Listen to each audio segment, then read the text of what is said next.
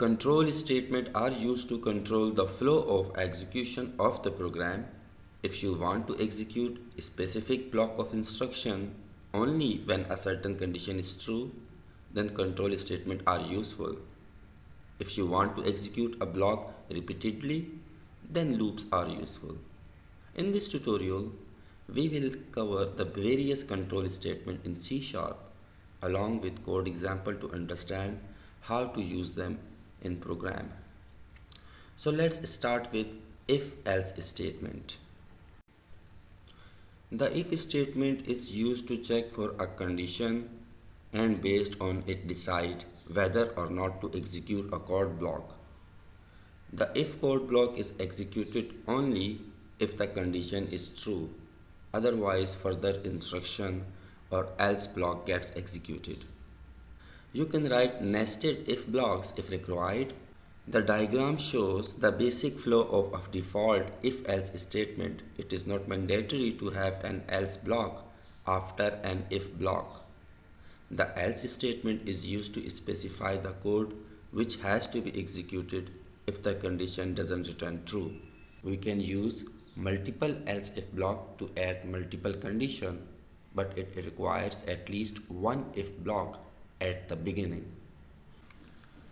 In this program demonstration, simply variable of the type integer is evaluated in the if condition. If it returns true, code inside the if block will be executed. If not, the control is shift to the else and the code inside the else block will be executed. This small demonstration is good for basic understanding of conditional statements in C#.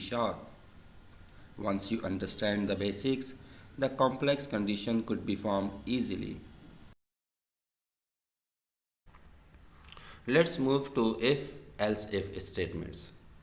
If we have to specify two conditions which are related to each other, we can use the else-if statement to specify the second condition in its related code block.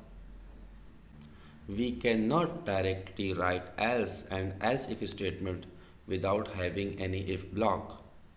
So let's review our program here. Here we have integer I initialized to 0, and in the conditions if I is greater than 0, which is not true because I is initialized to 0. So that block will skip. Now it will move to the next else if condition.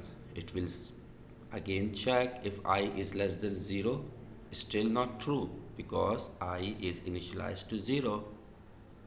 So the last block in the statement is else. It will move to the else and print the given number is neither positive nor negative.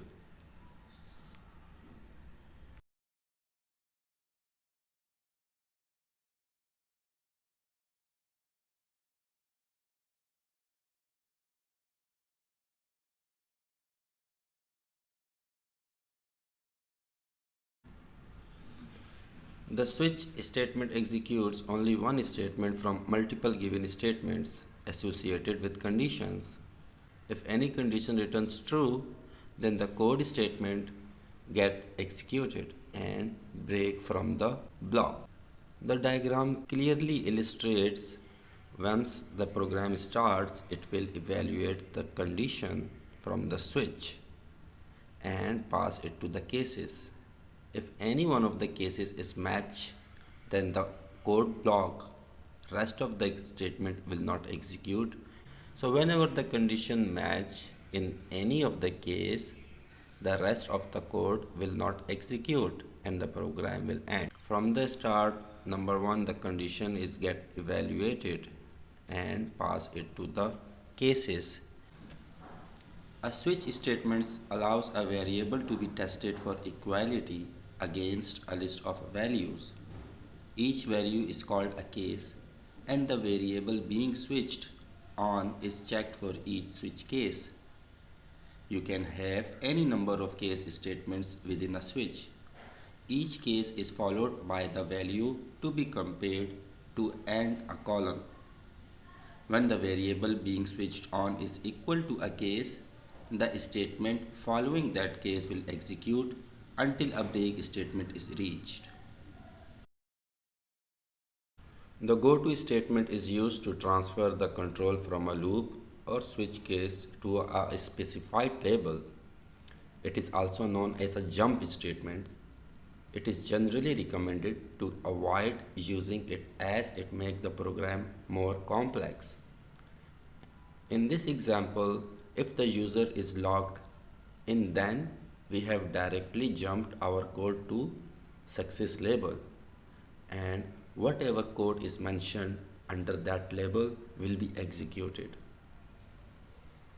Currently, it is avoided to use goto statement in C# because it makes the program complex